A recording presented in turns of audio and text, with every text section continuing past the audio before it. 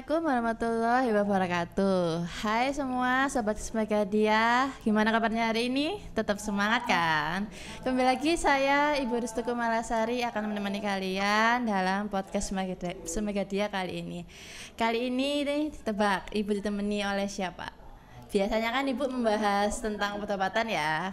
Sekarang Ibu akan memperkenalkan seorang alumni dari jurusan farmasi, yaitu Andini. Halo semua, perkenalkan nama saya Andini Kirana Puspitasari, alumni jurusan farmasi di SMK Agama Cendekia ini. Andini ini lulusan tahun 2019 ya? Iya. 2019. Gimana kabarnya Andini? Alhamdulillah baik.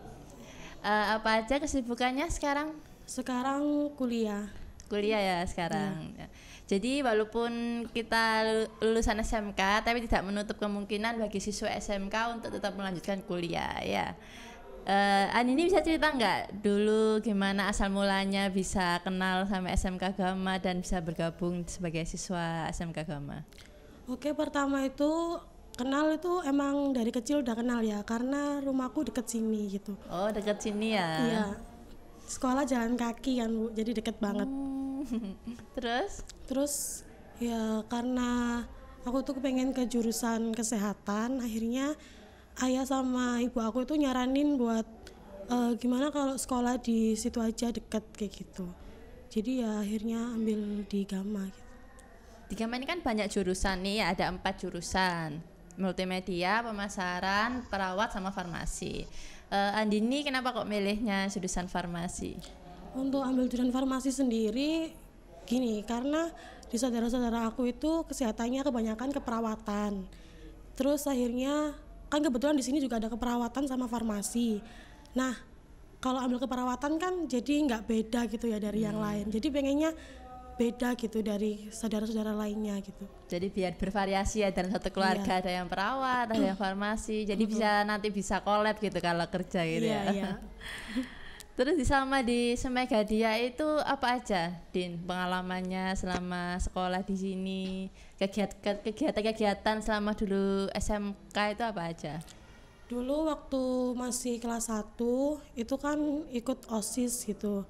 Itu jadi komdis, komisi kedisiplinan. Oh, yang galak-galak gitu ya? Tapi saya nggak galak. Oh, nggak galak. Terus kelas 2-nya diamanai sebagai ketua OSIS gitu. Wow, ketua OSIS ya, keren ya. Jadi pengalaman organisasinya udah mantap ini. Apa aja dulu ketua OSIS, melakukan kegiatan apa aja? Untuk ketua OSIS sendiri kan kayak banyak proker gitu ya, proker dari OSIS sendiri. Nah itu gimana caranya kita sebagai ketua itu menjalankan proker dan dibantu sama anggota-anggota lainnya gitu. Contoh kegiatannya waktu sekolah dulu apa? Banyak kan, di OSIS itu ada bela negara, terus lingkungan hidup, terus SKI gitu kan. Kalau di SKI sendiri itu biasanya tentang keagamaan, si kerohanian Islam. Jadi kayak Maulid Nabi, gitu-gitu, Idul Adha, Idul Fitri. Kalau bela negara itu tentang kewarganegaraan ya. Jadi kayak Hari Guru, terus 17 Agustus Hari Kemerdekaan, seperti itu. Banyak sih. Kalau lingkungan hidup itu tentang ya namanya lingkungan hidup ya, pastinya tentang lingkungan. Jadi tentang kebersihan apa sekolah, terus kita intinya ngasih apa ya, kayak kita itu menjelasin kalau menjaga lingkungan itu penting kayak gitu. Itu aja. Ada pengalaman yang mengesankan nggak selama sekolah di Gama? Banyak banget sih, karena di Gama itu bisa dibilang aku mulai awal berproses gitu ya. Dulu itu benar-benar nggak ada percaya diri sama sekali gitu. Waktu masuk di Gama, terus lingkungannya juga ya alhamdulillah mendukung, teman-temannya mendukung, guru-gurunya mendukung. Jadi di sini tuh awal berproses banget. Jadi setiap kegiatan itu menurutku nggak bisa dilupain gitu. Jadi kayak berkesan. Hampir semua kegiatan tuh berkesan ya. Seperti itu. Dulu waktu SMP juga ikut organisasi OSIS juga? Enggak, waktu SMP tuh pernah ikut, tapi di tengah jalan itu nggak diterima gitu. Oh, Jadi benar-benar kegiatan OSIS itu bisa melatih kepercayaan diri kamu ya dan jiwa kepemimpinan kamu tentunya ya. Nah sekarang setelah lulus dari SMK ini kamu ngelanjutin kuliah ya tadi ya? Iya. Kuliah di mana, Din? Di Universitas Airlangga, Unair. Unair ya? Iya. Ceritanya Andini ini dia adalah salah satu siswa berprestasi yang mendapatkan beasiswa ya untuk masuk ke Unair itu ya dengan tanpa biaya, gratis ya? Iya. Bisa ceritakan gimana kok bisa mendapatkan beasiswa itu? Jadi alhamdulillah ya masuk Unair itu dengan jalur SNMPTN seleksi nasional masuk perguruan tinggi negeri. Jadi di sini itu pakai jalur rapot gitu, tidak ada seleksi tulis maupun lisan kayak gitu kan, nggak ada. Jadi benar-benar pure kita itu dari nilai rapot kita dari semester 1 sampai 6 sampai 5 ya sampai 5 itu nanti seleksi melalui seleksi sekolah dulu. Setelah seleksi sekolah baru seleksi universitas. Nah di seleksi sekolah alhamdulillah saya dan beberapa teman itu lolos gitu. Nah akhirnya kita lanjut ke seleksi universitas. Itu mengambil prodi yang diinginkan di universitas yang diinginkan juga tentunya. Di situ perjalanannya itu panjang banget ya, dari mulai ngurus ini itu, kan SNMPTN itu kan banyak ya lampiran-lampiran yang harus dipersiapkan. Contohnya rapot-rapot ya yang tadi saya bilang dari semester 1 sampai dengan 5 itu kan kita nyari-nyari lagi ya Bu ya. Semester 1 itu rapotnya gimana, terus distorin di guru BK, terus kita ngisi sendiri kayak ngisi dibantu sama guru BK itu ngisi nilai kita dari rapot disalin ke web yang disediain gitu kan.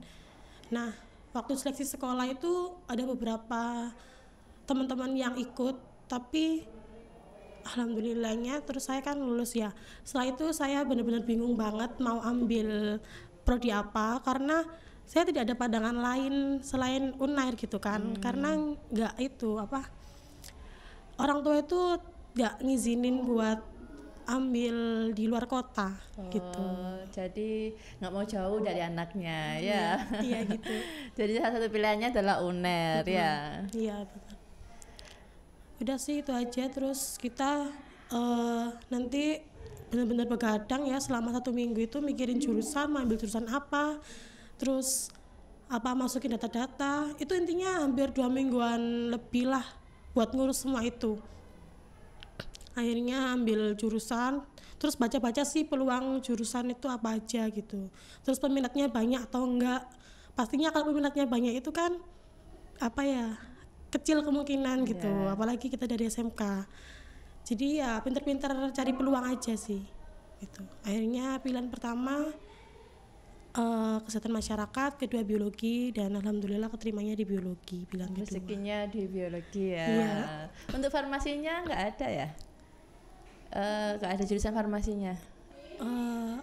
Untuk di Unair tuh ada, cuman saya nggak ngambil gitu. Karena gini, pasti ini pertanyaan dari semua orang ya pastinya. Kenapa dari SMK farmasi, kenapa nggak lanjut ke jurusan farmasi gitu? Sebenarnya itu kayak gini ya teman-teman sekalian. Kita udah susah payah nih. Dari semester 1 sampai semester 5 gitu kan, kita juga udah intinya kita mendapatkan golden ticket gitu kan. Gimana caranya kita memanfaatkan golden ticket yang kita punya gitu. Jadi saya tuh mikirnya ya gimana kalau farmasi itu peluangnya sedikit gitu. Peluangnya itu sedikit, jadi ya saya bilang tadi kan pinter-pinter ambil peluang gitu. Jadi gimana caranya saya bisa masuk Unair dengan golden ticket yang saya punya. Jadi ya saya ambil peluang yang paling besar. Iya, peluang saya masuk gitu. Jadi ambil ya FKM, IKM itu sama biologi gitu. Jadi memang untuk jalur yang diambil Andini ini butuh nilai rapot ya. Jadi nilai rapot tuh nggak bisa disepelekan ya Din ya. Kalau misalnya ada nilai yang turun kita aja udah gagal ya Din ya. Oh gagal banget gitu. Jadi setiap semester insya Allah kita harus ada kenaikan kayak gitu ya. Nah itu juga pentingnya nilai rapot ya. Jadi sebenarnya bukan nilainya sih yang yang dikonsenkan ya, tapi perjuangannya ya dibalik pencapaian nilai itu sebenarnya yang lebih penting. Yang penting nilainya didapat dengan jujur ya Din ya. Selama kuliah ada ini juga kegiatan sama perkuliahan. Saya ikut UKM. UKM apa? Kependudukan. Kegiatannya tentang apa kalau UKM kependudukan itu? Jadi dilihat dari namanya kependudukan pastinya tentang masyarakat gitu ya Bu. Iya. Jadi UKM kependudukan itu bekerja sama BKKN Jawa Timur. Jadi di sini kita itu membahas tentang problematika masyarakat seperti contohnya nih KB gitu ya, warga berencana 2 anak lebih baik. Jadi kita itu kayak penyuluhan juga, bantu-bantu kayak seumpama ada kegiatan gotong royong di sana juga. Terus ngadain sosialisasi buat penduduk-penduduk yang bisa dibilang masih awam gitu ya, contohnya kayak gitu. Jadi walaupun kita masih sekolah, tidak menutup kemungkinan atau tidak menutup pintu kita bisa berkontribusi ke masyarakat ya, contohnya dengan seperti tadi ngasih penyuluhan, memberikan intinya tambahan wawasan ya kepada masyarakat walaupun kita masih menuntut ilmu. Din, menarik nih dari pengalaman kamu dari sekolah sampai kuliah, banyak sekali hal yang bisa kita petik. Kira-kira ada pesan nggak ke adik-adik kelasmu yang sekarang ini sedang berjuang di ranah SMK nih, terutama di SMK Gama Cendekia? Apa pesan-pesan yang bisa diberikan supaya mereka tuh bisa semangat mencapai ilmu mereka dan mencapai cita-cita mereka? Jadi intinya itu semuanya jalani aja, kayak jangan gopoh gitu, jangan aku pokoknya pengen lulus cepat gitu. Kita lulus cepat itu gimana caranya, kita itu habis lulus itu kemana itu harus ada gitu kan. Contohnya kalau mau kuliah nih kan harus lulus kuliah harus punya, apalagi SNM gitu kan. Aku kuliah pengen dapat nilai yang bagus, gimana perjuangannya gitu dapat nilai bagus seperti itu. Jangan ujuk-ujuk pengen lulus aja, nikmati aja prosesnya pelan-pelan, nggak apa-apa. Justru kan SMK itu kan sekolah terakhir intinya. Itu masa-masa yang indah gak sih Bu? Masa indah banget, banyak pengalaman, banyak memori ya. Intinya dinikmati aja, dijalani dengan ikhlas, dan yang terpenting berusaha memberi yang terbaik ya Din ya. Jangan suka nyepelein sesuatu gitu. Jujur ya, kalau nyepelein sesuatu itu nanti pasti endingnya kayak penyesalan gitu. Kenapa ya aku kok ngelakuin kayak gini dulu, kayak gitu. Terus masa-masa sekarang itu nikmatilah. Pokoknya kalau kalian masih sekolah nih ya, itu pasti mikirnya pokoknya pengen lulus kerja gitu. Pasti di pikiran kalian tuh kerja pokoknya dapat uang gitu. Nyatanya dunia pekerjaan itu nggak sesederhana yang kita pikir ya. Iya banget gitu Bu. Saya sempat kerja ya, setelah lulus sempat kerja. Kerja. Jadi kerjanya tadi berarti sebelum kuliah atau kuliah sambil kerja? Enggak. Jadi kan masuk perguruan tinggi itu ada tiga seleksi, ada SNM, SBM dan Mandiri. Nah saya kan di SNM Bu. Kan masih ada seleksi SBM sama Mandiri, kan pasti ada beberapa bulan gitu kan buat nunggu ospek. Jadi di situ saya nyempetin waktu kayak gini. Pikiran saya tuh saya SMK-nya farmasi tapi kuliahnya udah nggak ke farmasi. Jadi ilmu saya farmasi kan eman-eman gitu ya. Ya meskipun masih ada hubungannya sama biologi, tapi kan eman banget gitu. Saya pikirannya kayak gitu. Jadi gimana caranya saya 3 tahun kuliah farmasi, saya harus aplikasiin di dunia pekerjaan. Ya saya sempat bekerja itu sekitar 2 bulan lebih. Di mana? Di apotek ya? Iya. Setelah itu saya kuliah udah nggak kerja lagi karena orang tua udah fokus kuliah aja kayak gitu, nggak usah kerja. Jadi sambil menunggu waktu masuk ya untuk mengisi waktu luang itu digunakan untuk bekerja mengaplikasikan ilmu. Wah keren sekali nih Andini ini ya. Semoga ilmu-ilmu di farmasinya bisa membantu ya di perkuliahan ini. Pastinya membantu kan ya, karena masih ada hubungannya kan ya. Iya masih ada. Dan semoga semua cita-cita Andini tercapai ya. Amin. Oke, terima kasih banyak loh Andini atas waktunya, bisa sama-sama menyempatkan ke SMK Gama lagi. Seneng nggak? Seneng banget, kayak kangen gitu sekolah. Kangen ya sama masa SMA ya. Iya. Oke, terima kasih banyak para sahabat Semegadia, terima kasih banyak juga atas waktunya. Semoga podcast kali ini ada hikmah yang bisa dipetik dari perjuangan seorang Andini ini. Terima kasih, sampai jumpa di podcast Megadia selanjutnya. Oke, bye. Assalamualaikum warahmatullahi wabarakatuh.